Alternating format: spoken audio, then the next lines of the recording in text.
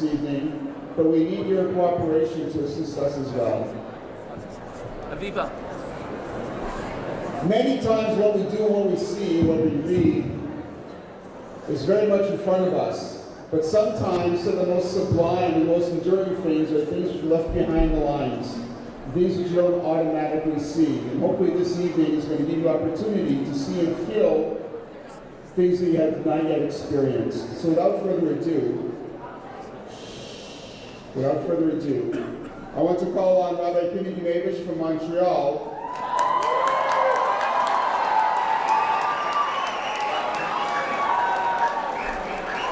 who's going to introduce and explain to us the relevance of Havdalah, and the musicians who are going to guide us through a very beautiful Havdalah service. Rabbi Penny. Good evening, good evening. Let's hear it for Montreal! Toronto! Cross Canada! Okay. I was supposed to give an explanation for Havdalah, but tonight, oh, Sweden!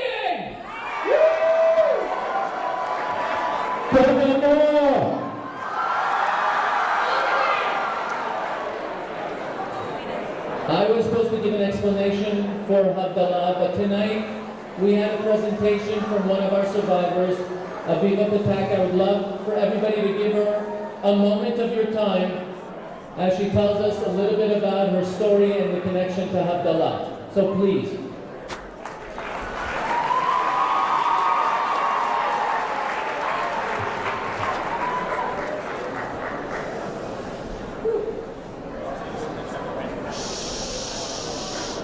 I need to preface my comments because I was just told that I'm speaking. Rabbi Pini asked me to say a few words after Havdalah, and then he told me I had to do it before Havdalah, where we pray for the end of the Shabbat and the beginning of the new week. So has my life been. I lost both my parents in the Kovno ghetto. They weren't scheduled to die, but the Nazis walked in to the wrong room and killed them. I was kept alive by righteous Gentiles who were friends of my late parents, and I was the lucky one, enough to find a most amazing new mother and father. Because of their love and devotion, and because of them and their love for each other, we became a family. I am one of the lucky ones. The life I have had has been filled with total, unconditional love, and perhaps this is the only way I can divide one life and go forward with another. This has taught me never to give up, never to say I can't. And when we were in Auschwitz, I wrote on my paddle as follows. This was a note. Dear Nazis, just to let you know, I survived, and I have in turn created 6 more Jews for you to hate, and I did not sign it. Thank you.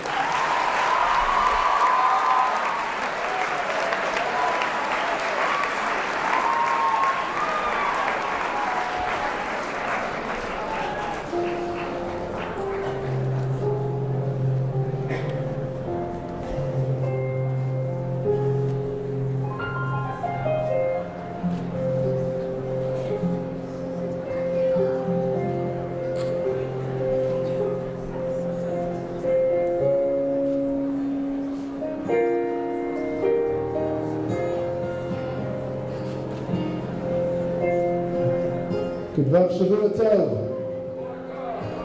Toronto and all of Canada, we are here.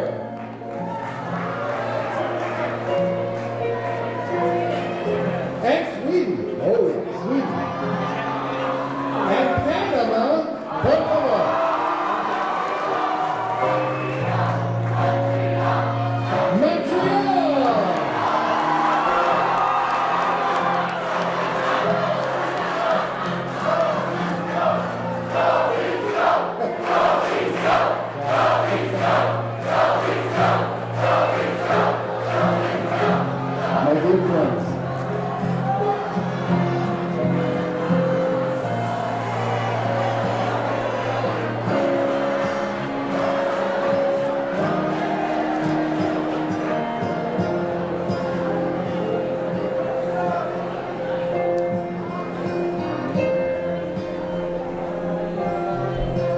My dear friends, what an incredible Shabbos we had. And we're about to move away from our Shabbos with a Havdalah ceremony. And I'm sure you all had an incredible Shabbat experience. And I just want to tell you that while we were walking this afternoon by the Warsaw Ghetto, I was hanging around bus 6, incredible bus 6, and there was a local, let's call it a local peasant, who came walking by us and was seemingly unhappy that we were there and started screaming at us, Yuda, Yuda. Of course, our security detail took care of the situation immediately, but I just want to tell you that it made me feel so proud to be screamed at and called at a Jew on the streets of Poland.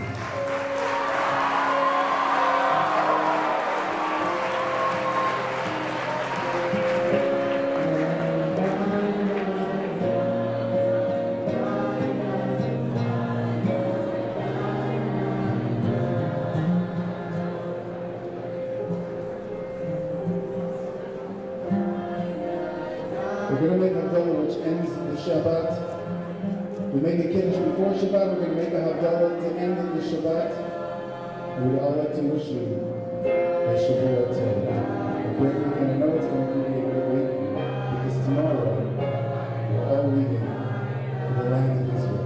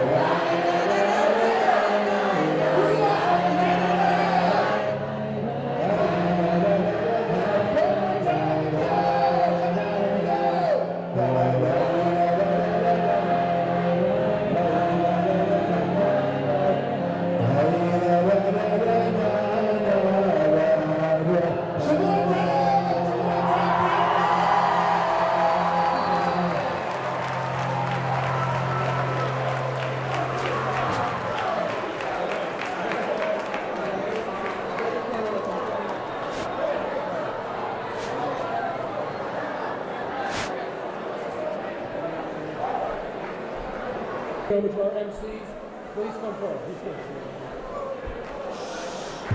Good evening. My name is Corey Mandelzis and I am from Montreal.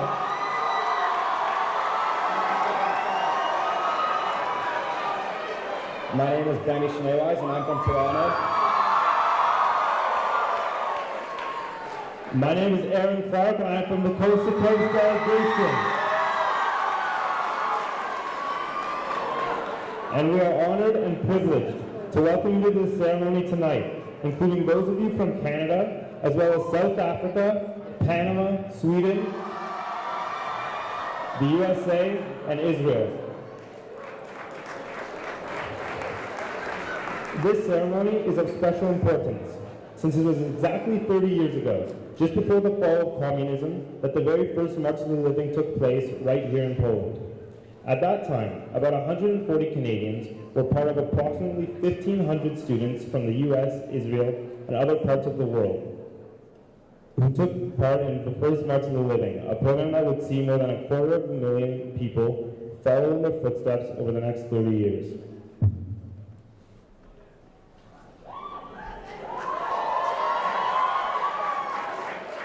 Just a few days ago, all of us here this evening were privileged to embark on this same journey as we joined some 12,000 people from all across the world for the March of the Living from Auschwitz to Birkenau, where we pledged our commitment to ending hatred and working towards Tikkun Olam.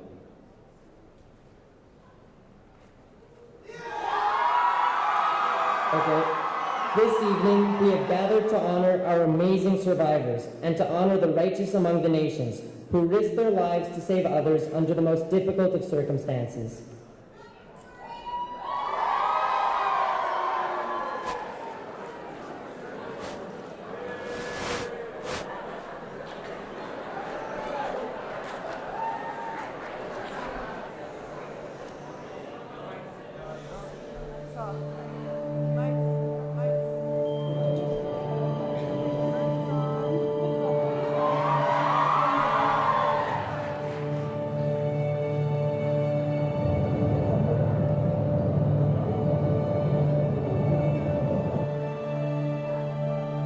I was 10 years old when the war broke out.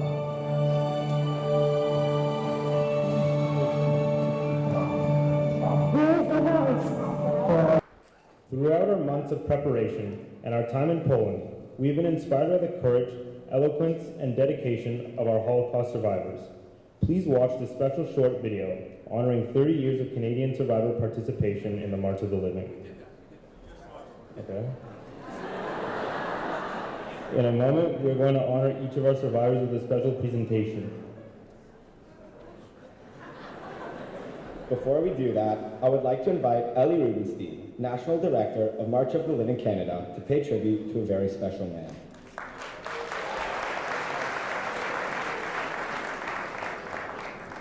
Before we continue, I'd just like to say a few words about Bill Gleed, Zichrono Livracha, a beloved Holocaust survivor from Toronto who had traveled on several marches of the living and who passed away only recently in February of this year. I was at Bill and his wife America's home just a few days prior to his passing. He and his daughter Michelle presented me with a fascinating Holocaust education initiative for students that they had created together for a time when survivors will no longer be able to share their stories in person.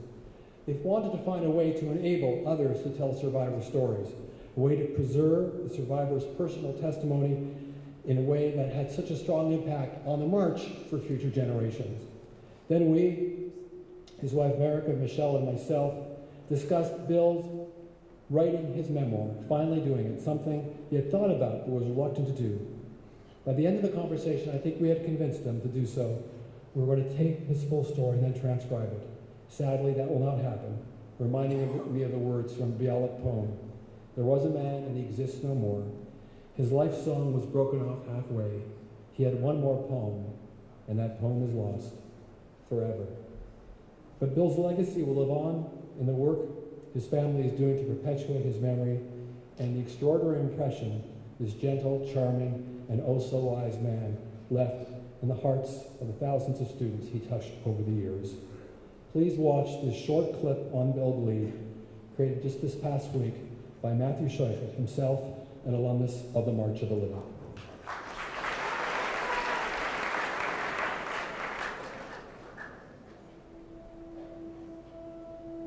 For a long time, I feel that I have a responsibility as a survivor to make sure that the episode, this terrible event, the Holocaust, should not be forgotten.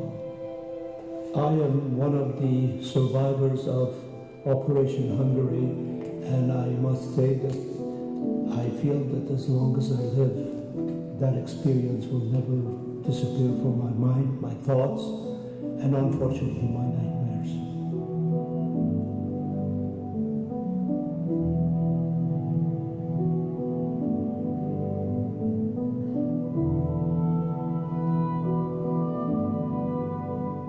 Basically, because I'm a terrible optimist, I feel that human beings are essentially good, but they're so easily persuaded to do bad, and unless the... Please come to the stage.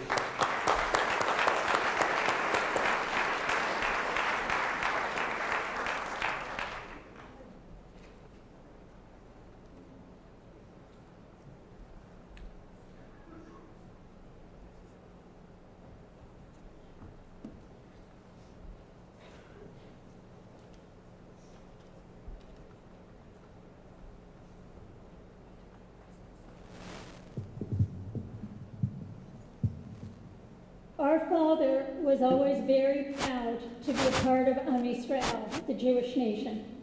He hoped that the experience of March of the Living would leave participants feeling that they were Jewish, not only because they were born Jewish, but because they were proud to be part of the Jewish nation.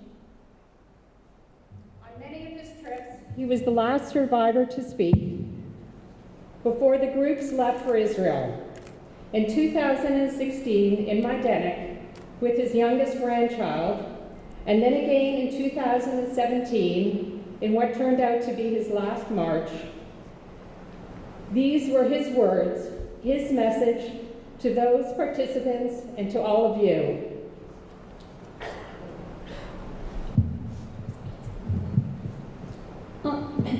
This is for Papa.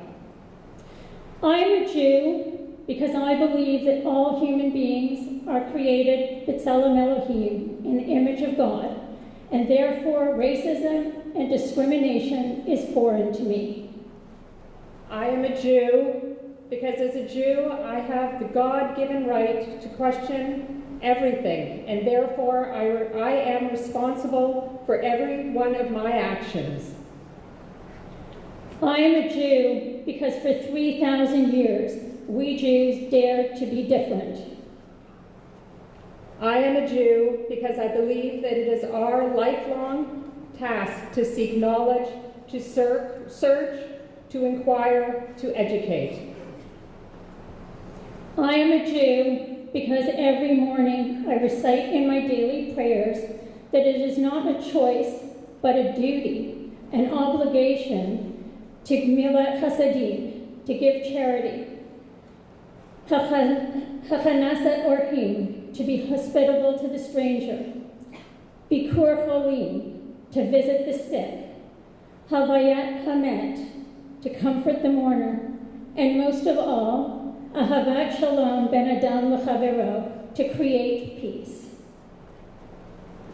I am a Jew because you and I and all Jews are my people, and through all the trials and tribulations we have kept our dignity, our humanity, our hope for a better future. I am a Jew because I want to continue the heritage that my parents and 6 million Jews gave their lives for. And when I stand here before this mausoleum, these ashes are my family, the family that made you and me into a people, into the nation that we are. Stand up and join me in a short prayer. The prayer which is our declaration of faith as Jews. The first prayer a Jewish child learns, and the last a Jew says nearing his death. The prayer that 85,000 men, women, and children must have said here before their tragic death, here in Majdanek. Shema Yisrael, Adonai Eloheinu, Adonai Echad.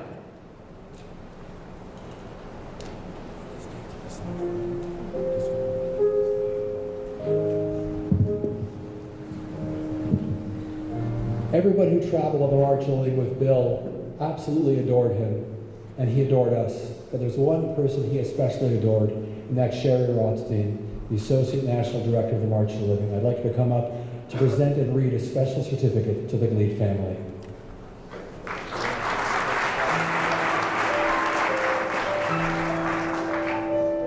I had the distinct privilege and honor to travel with Bill on many March of the Living journeys, and I'm heartbroken today that I can't give him this certificate in person, but honored to present it to his family. Bill Gleed, Zichrono Livracha, Holocaust survivor, educator, and philanthropist. Through his work with the March of the Living, the Sarah Chaim Neuberger Holocaust Education Center, and other educational institutes, Bill taught thousands of students the history of the Shoah, and with his wisdom, charm, and loving nature about the potential for all human beings to overcome the most exceptional adversity. Bill's memory will always serve as a blessing to his family and to all of those who had the good fortune to meet this inspirational man.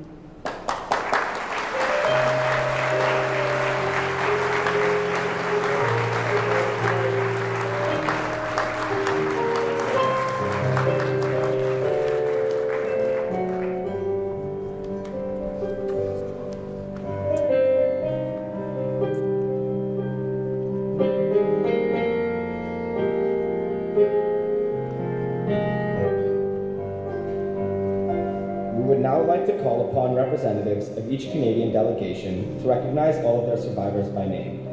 They will call upon each survivor by name and present them with a certificate honoring them for participating in the 2018 March of the Living and for sharing their stories with their fellow participants. We kindly ask each survivor to stand when their name is acknowledged. We call to the stage a member of the young adult delegation, Ryan Cohen.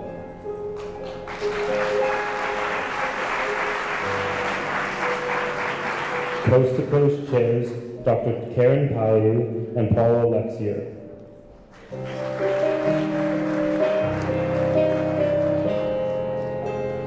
Chairs of the Montreal delegation, Danny Chasnoff and Leanne Ellison.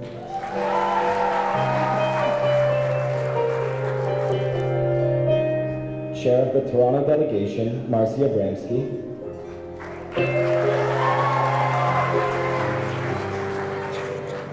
And chairs of national adults, Stephen Albaum and Mark Finkelstein.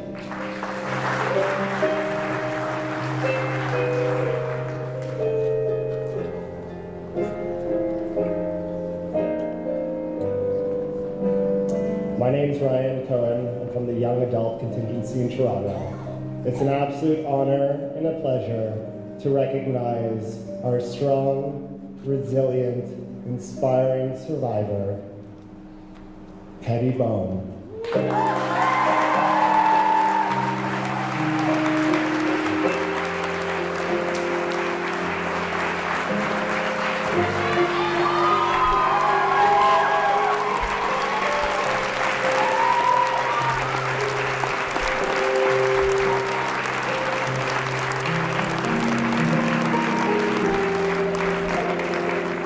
I just want to mention that today is the day, 73 years ago, that Hetty was freed and exited her camp.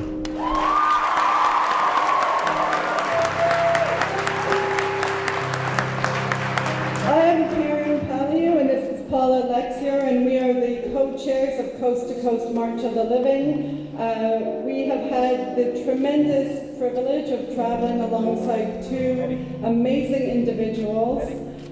Your strength, resiliency, optimism, and compassion have been inspiring. Share the important lessons we have learned from your wisdom. We would like to invite David Schaefer and Angela O'Rose.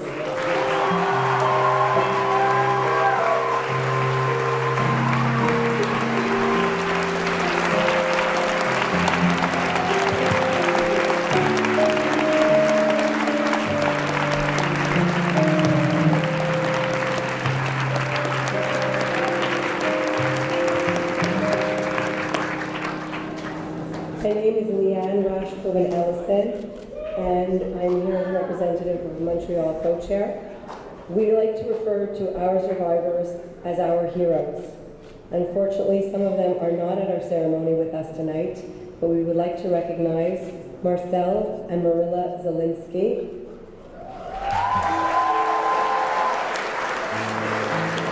Georgie Nemes, and Ben Finkel, who is here to share his story with all of us and have his granddaughter with him at the same time, which is making it even more beautiful.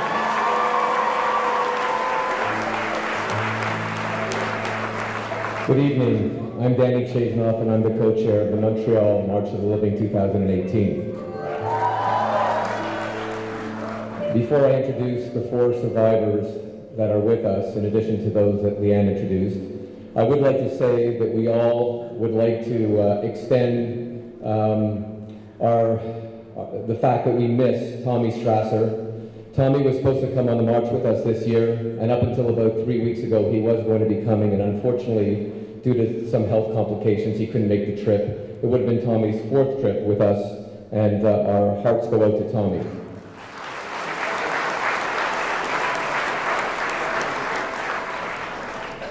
Bill Lukowitz is here, and one of the chaperones, his daughter, Shelley, is here. So Bill Lukowitz.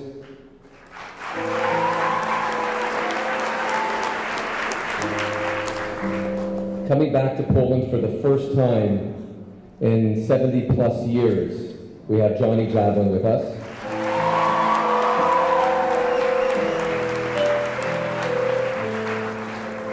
And two of our survivors are here tonight, one of whom you heard from earlier, Aviva Patak, who's traveling with her grandson Josh. Aviva Patak.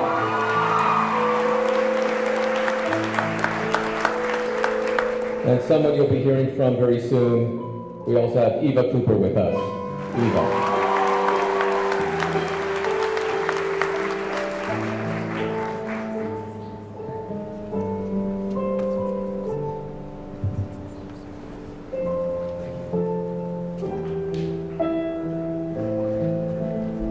Good evening. My name is Marcia Bramsky, and I'm honored to be the chair for Toronto.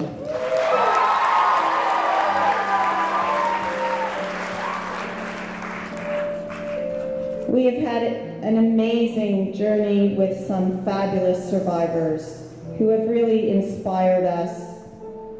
The word thank you is not enough, and I'd love to recognize them in this way. Anita Eckstein.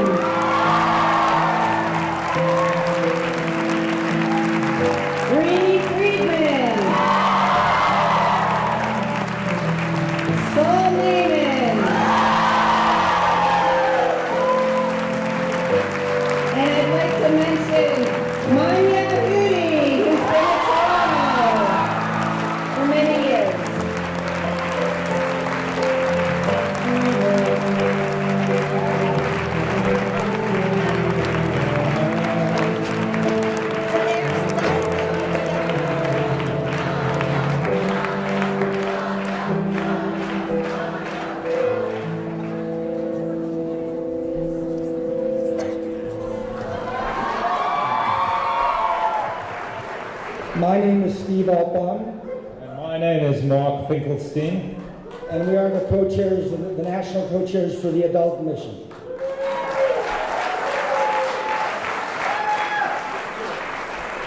All of us here are very lucky to have the survivors with us.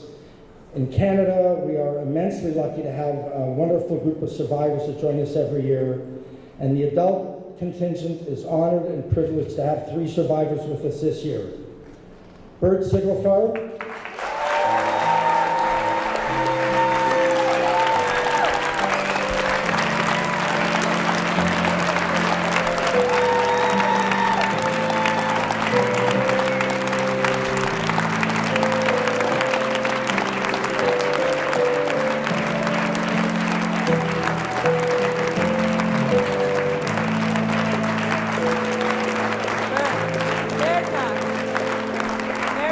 Georgine Nash,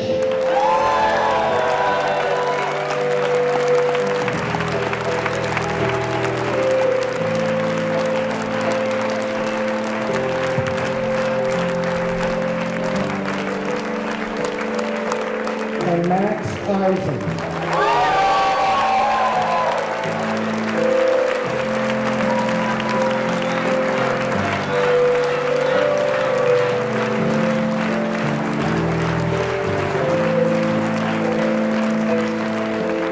I would now like to ask Max Eisen, Anita Eckstein, and Nate Leipziger to come up to the stage.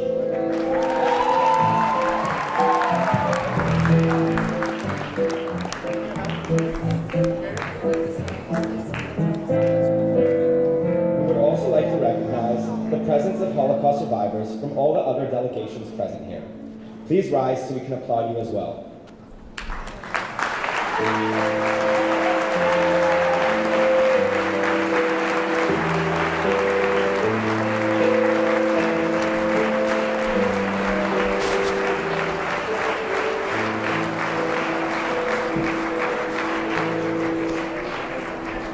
We would now like to call upon Heshi Altbaum, Canada's National March of the Living Chair, and Shaula Waltman, Director of the Canadian Young Adult March, to make a special thank you to some very important people.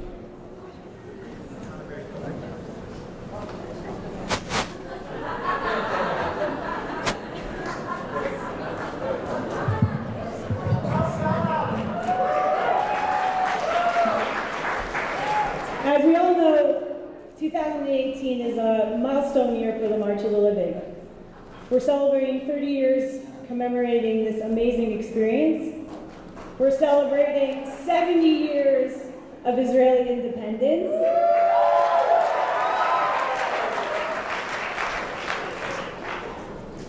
And for the 3 young people standing behind me, we are celebrating 18 March of the Living trips each.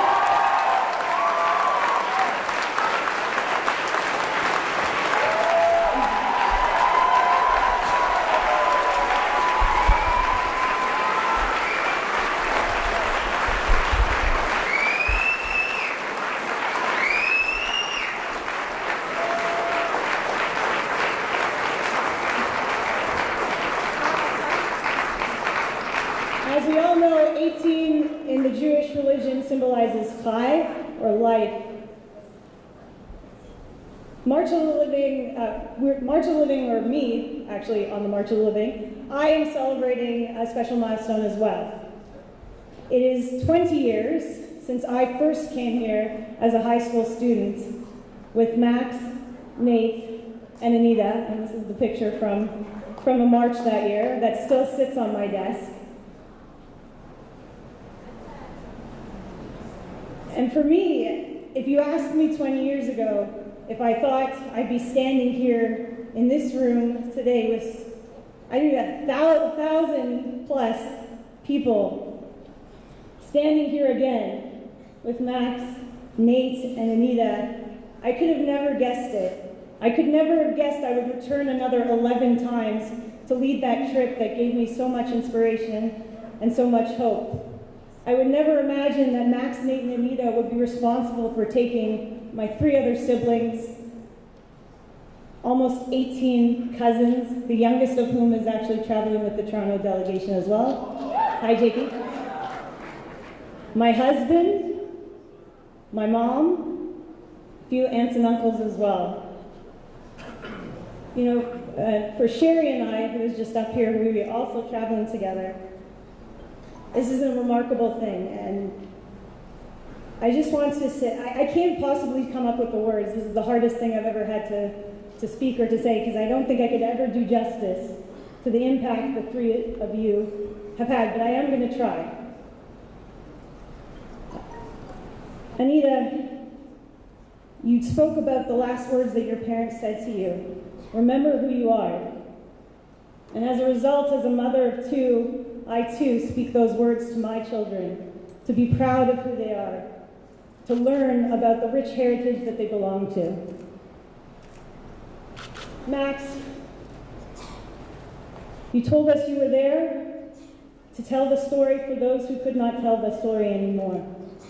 And as a result, that thought has inspired me to come back to tell my family's story, to share their stories and the stories of the survivors that I've had the privilege to come and be with, to say Kaddish for my family, because no one else is able to do that. And it has been such a source of pride and inspiration for me and the rest of my family. Nate, you told me 20 years ago that hate will always destroy the person doing the hating. And as a result, I try to meet everyone with an open mind, to look at them with as little judgment as I can, and to be as kind as I can.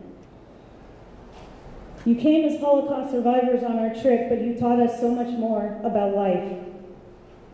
You taught us to remember, and to remember the stories. I'm a better sister, I'm a better daughter, better granddaughter, now a better mom because of that. I'm a kinder, more empathetic person because of you. I am more resilient, and every time I face trials and tribulations in my life, you are the voices in my head, telling me to be strong, to have courage, just like you. You have given me so much, and so much to so many people. And at the end of the day, I'm just left with two words: thank you.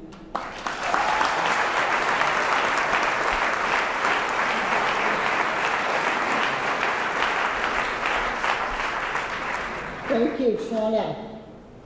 Max, Nate, and Anita. The three of you, triple chai. You've spent 54 years educating on the March of the Living. Our Talmud teaches us that a person who saves one life saves an entire world. You have dedicated your lives to educating thousands of youth, young adults, and adults about the importance of remembering our past, of working for a better world, and of cherishing the beauty in our Jewish tradition. Your lessons and stories have inspired us to be educators, to stand up in the face of injustice, and to be proud of who we are. In changing so many lives, the three of you have changed the world. On behalf of the entire March of the Living Canada family, it is my honor to express gratitude for your courage and commitment in returning year after year to share your stories and lessons with the next generation.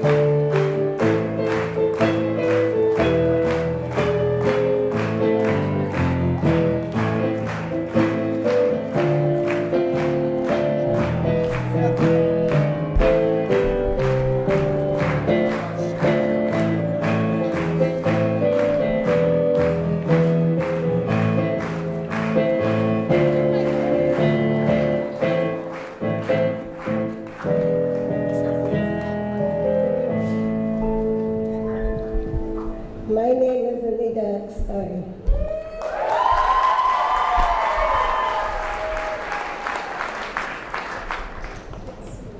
It's been actually an honor to go with all you young people. And when they asked me, why am I doing this? I told them because I love them all.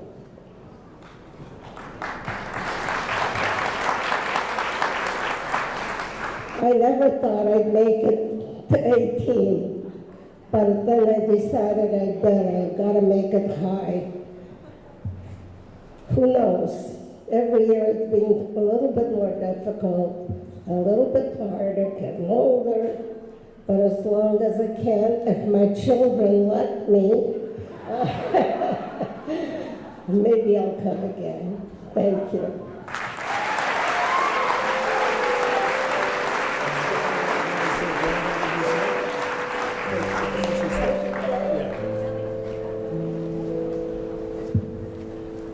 I have to tell you, I have a very special person here with me, another granddaughter, and I'm proud to have her as a granddaughter. She's the granddaughter and great-granddaughter of the people who saved my life.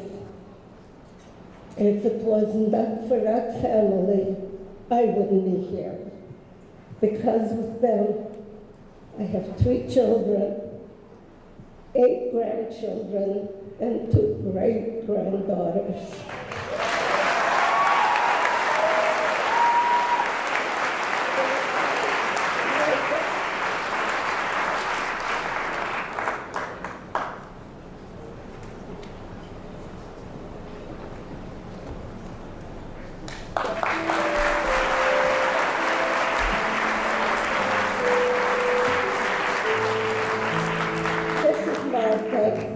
Martha has come to meet me in the last, 6, 7 years when I've come on the March of the Living. She makes a trip here to Warsaw. She makes trips to Warsaw just to meet with me. And she just became a doctor. How about that?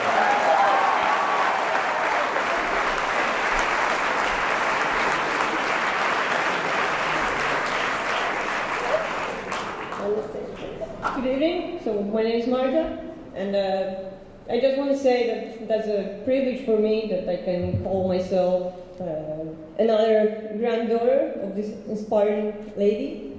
And every time I come here, I'm getting a bit emotional because I'm just glad that I can see the next generation of young people are able to come here and to take this very important history lesson from our survivors. So that's it. I'm so happy to be here.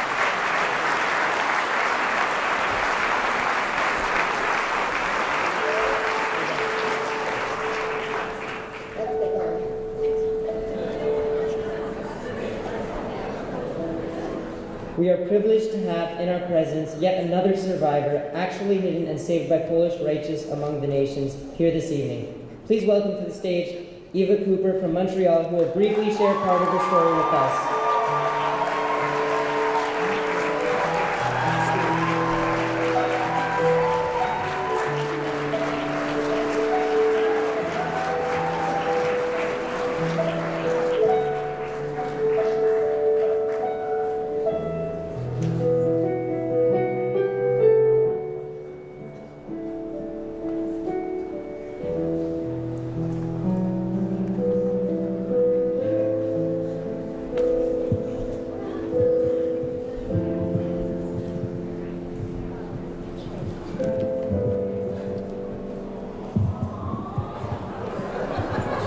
It's all right, I'll kiss the rest of you too.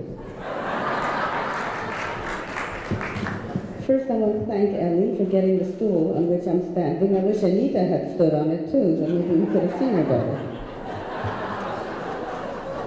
I imagined what it would be like if I stood here in front of you without the stool, and you'd hear this voice coming out from behind the podium.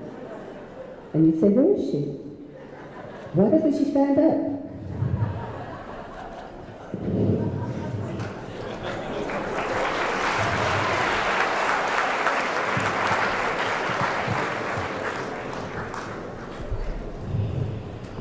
I have very few minutes. No, I have 2 seconds left. Imagine that it is 1942 in the Warsaw Ghetto, where life has become unbearable. Many of you visited today. It did not look like that then. My mother, Fela, and I, then 2 years old, are among the hundreds of helpless, starving, terrified people being rounded up and herded to Umschlagplatz, where many of us stood today, where the train tracks border the ghetto. My mother's cousin, Regina Banker, who works as a slave in the prison of the ghetto, having been alerted by my father that we had been rounded up, arrives at the loading platform just in time to see my mother holding me in her arms, being forced into one of the packed cattle cars used to transport the ghetto population to the infamous extermination camp, Treblinka, where the Montreal delegation will be visiting tomorrow. In a formidable act of courage and not considering personal danger, Regina rushes to the cattle car, where we're disappearing, screaming that I am her child and that my mother is only minding me. Unbelievably, miraculously, my mother's permitted to pass me hand to hand until I am literally thrown off that train into Regina's arms. The doors of the cattle car slam shut, and eventually the train pulls away. My mother and countless others on that and hundreds of other such trains are never heard from again. At Treblinka, they are murdered within 1 hour of arrival. My mother's and Regina's astounding courage haunts me to this day. What must it have cost my mother to hand her beloved child off in the face of such imminent danger, when every instinct in her body, as it would in your mother's body, every cell in her body must have been screaming to hold me tight, to protect me. So as you heard many times as we make this difficult journey through our tragic history, my survival is a miracle, as is the survival of any individual who survived the Holocaust. We immigrated to Canada in 1948 when I was 8 years old, because even after the war, even after all the tragedy, anti-Semitism prevailed, and indeed, I did not learn that I was Jewish until we were on board the ship heading for our new life. I grew up, went to school, university, married, had 3 children, and taught students from the age of 3 to university. Both as an adolescent and as a young woman, I was not much interested in the stories of the Holocaust and in our history. Since my father was not with me after he and I escaped from the ghetto, he knew little of my story except that I had been hidden by nuns in the south of Poland. I knew the outlines of our stories, but my father and stepmother spoke little of their experiences with me. I asked very little. I wanted to be like all my friends, a Canadian kid. I regret that I was not more interested at the time. In my own family, my children knew my story, but again, it was not in the forefront of our lives.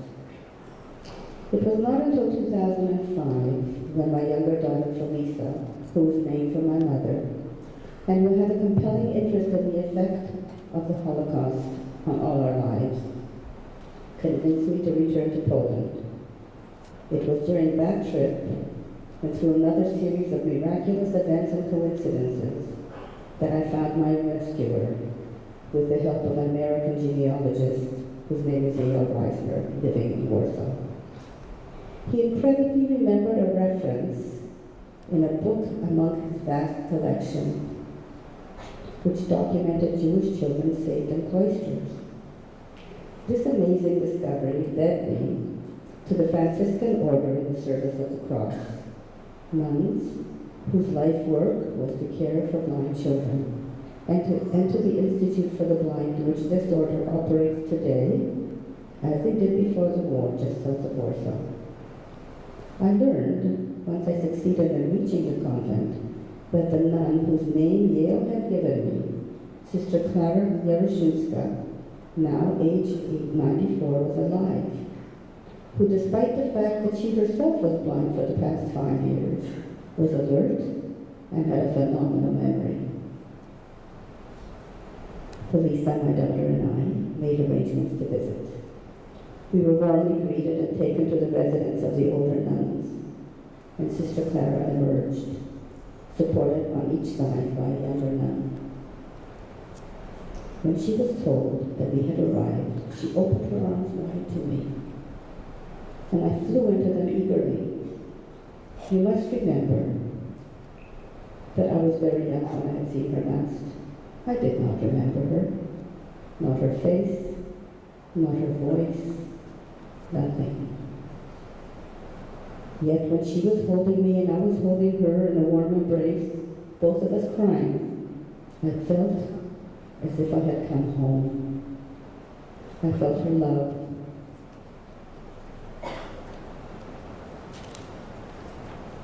I don't know how to explain that feeling. I call it emotional memory. Somewhere stored in my being was the memory of this amazing woman and the precious 2 gifts that she had given me. The gift of life, yes, but also equally important, the gift of love. A child of 3 who is not loved for 3 years cannot grow up to be the person I am today. A person who loves her family, her friends, her community, and who is sustained by giving back. I had my mother for 2 years, then my father for a short time, and then I had Sister Clara. She gave me her love and taught me to love in return. We compared our memories of that time. She told me of her terror that I would be discovered, and she was convinced that I was safe only when she held me in her arms. She recalled that when she met me, I ran to her, wrapped my small arms around her legs, and looking up at her pleaded, "Please pick me up." She had no choice, she said, but to pick me up. A tiny, dark-eyed child with an engaging personality who cuddled into her collar as she held me. She fell in love with me, so much so that she felt compelled to risk her life, the lives of all the other children in her care, the nuns, everyone, for the sake of what she had been taught to do the right, the moral thing to do. She, her sister, and her parents saved other Jewish people during those terrible years, and she is remembered among the righteous at Yad Vashem, where we will be visiting in a few days. Sister Clara died in 2010 at the age of 99, but we had a wonderful relationship during the last 5 years of her life. We spoke every few weeks, and I saw her 4 more times before her death. Meeting her changed me and changed my life.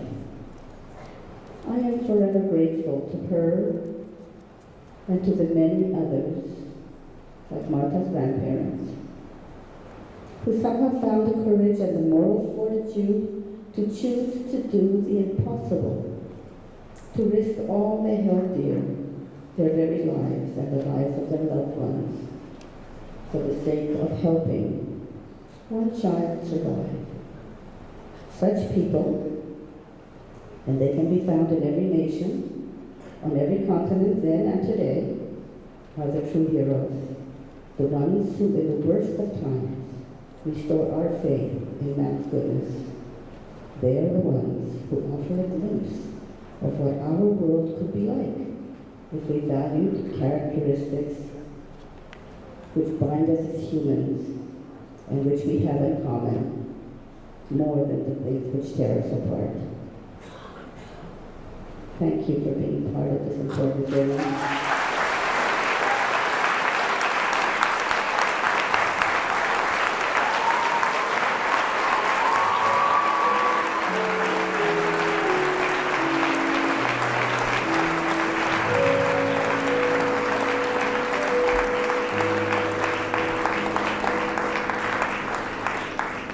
And allowing me to tell you my story, paying tribute to the outstanding, heroic individuals responsible for my survival.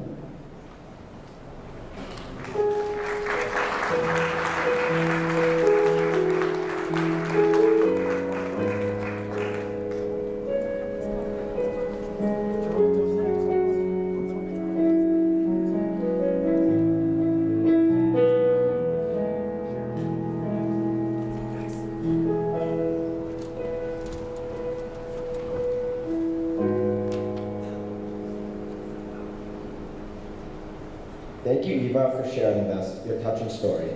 Now please watch this short video from the Pauline Museum on another of the righteous among the nations.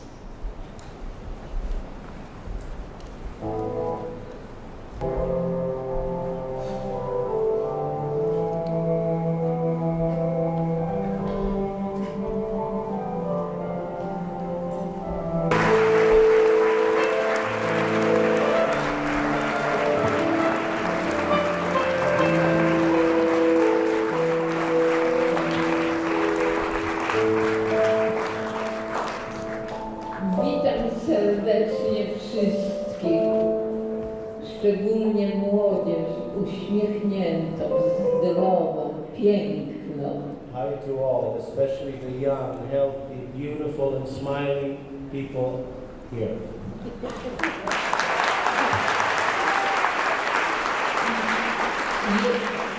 Jestem zaszczycona, że w tak licznym gronie jesteśmy tutaj i że mogę patrzeć na tę młodzież taką naprawdę urośniętą, wesołą i zdrową. It is my honor to be here in such great company, again, especially with this wonderful young people.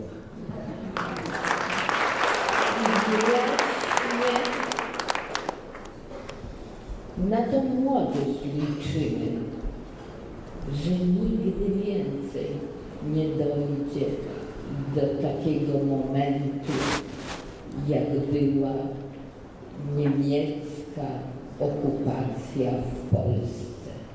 It is especially up to you young people to make sure that we'll never again experience the terrible times which were the German occupation of Poland.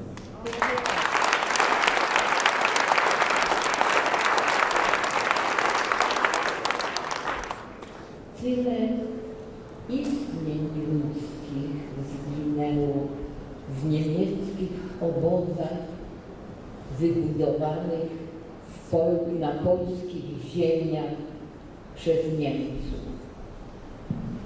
So many lives were taken in German concentration camps built on Polish soil. I myślę, że właśnie rola w tym będzie młodych ludzi. Dziękuję, bardzo dziękuję, że możemy przyjmować Was w Polsce, że interesujecie się losem, jaki mieli Polacy i Żydzi w Polsce. I'm grateful that we can have so many of you as guests here in our country, Poland, to come, show interest, and learn about what happened on this soil to Poles and Jews.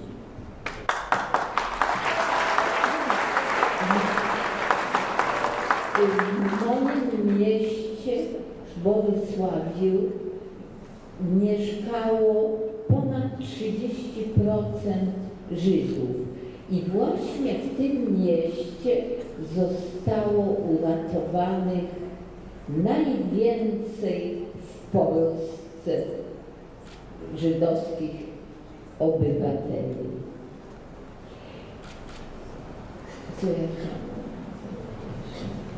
my town, Bolesław,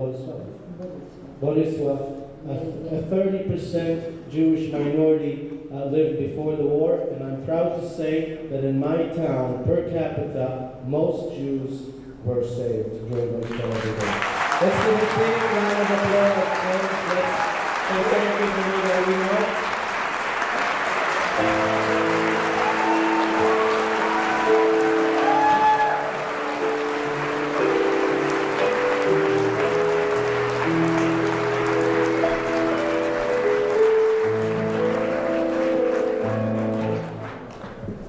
Good evening, everyone. My name is Evan Zalakovitz, and I'm the chair of Canada-Israel Experience and the chair of the March of the Living Digital Archive Project. I want you all to appreciate what you've just seen here tonight, something that very few people in the world get to experience. You are in the presence of a righteous among the nations, Irena, one of the most heroic individuals you will ever come across in your life. Someone who risked her own life as a young child to help others who were in desperate need simply because they were Jewish. Let the actions of the righteous among the nations inspire you in your own lives to acts of nobility, altruism, courage, and self-sacrifice.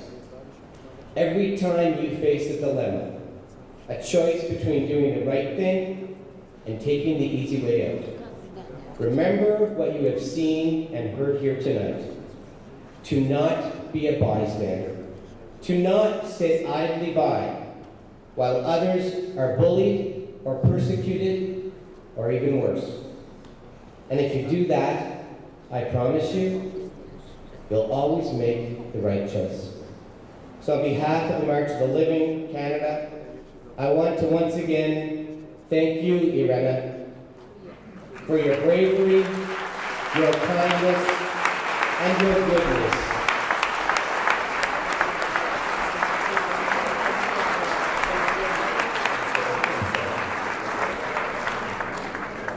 Moi rodzice i ja uratowaliśmy rodzinę trzyosobową.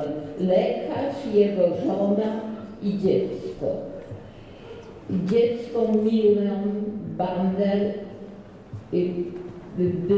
żył w Kalifornii, był profesorem na uniwersytecie, jeździł po całym świecie ze swoimi wykładami. No trudno, zmarł bardzo młodo, mając 75 lat, ale dumni jesteśmy z niego. I and my family thank three people. One of them turned into a doctor of physics and toured the world and lectured in physics. So we are all very proud of him. California.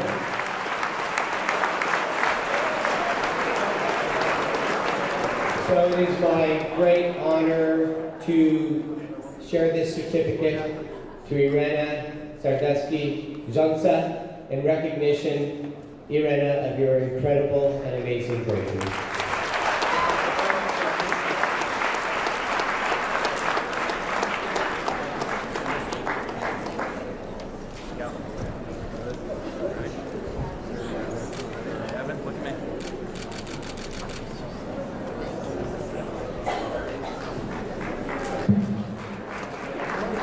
I'm now honored to introduce to you Mr. Jeremy Wallace, the Charge d'Affaires of the Canadian Embassy in Poland, to say a few words.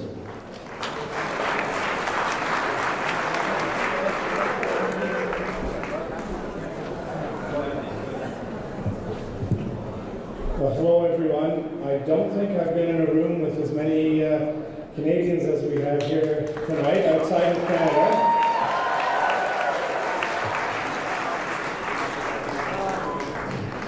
Dear friends, dear students, distinguished guests, distingués invités, chers amis, to the survivors and to the righteous, it is an honor and a privilege to be among you this evening. Je suis fier de représenter le Canada en tant que diplomate et chef de mission par intérim de l'ambassade du Canada en Pologne. On a normal day, I am filled with pride that I should have the opportunity to represent my country abroad, and in particular here in Poland. But this is no normal day, and so it is a different and even greater pride I feel as I offer humbly these words on behalf of the Government of Canada. I am moved to be among you and to join you in remembering the atrocities that were perpetrated during the Holocaust. It is important to remember, as it is through remembrance and through teaching that we learn the lessons of the Holocaust, that we can ensure that future generations continue to work towards a world of greater peace, tolerance, mutual understanding, and respect.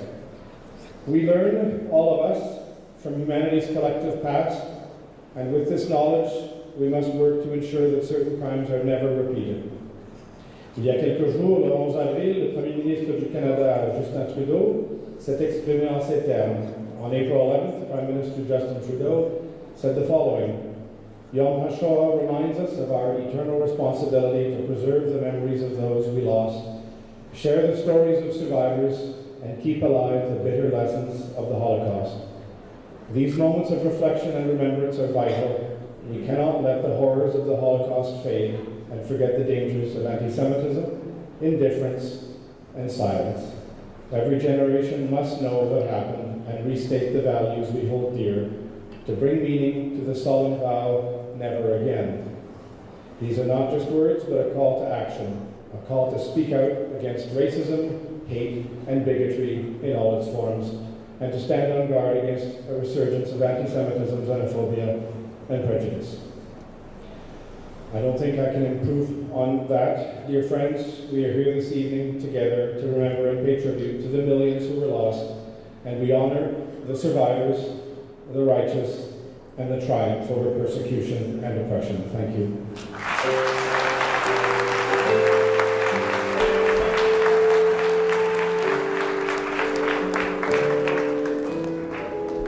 Thank you, Mr. Wallace. Before we move on to the next part of our program, let us all give a round of applause for our amazing volunteers, our chairs and chaperones from each community who have worked so hard in the foundation and accompanying us on this exceptional program. Will all the chaperones and volunteers and chairs please rise? All the chaperones, please rise.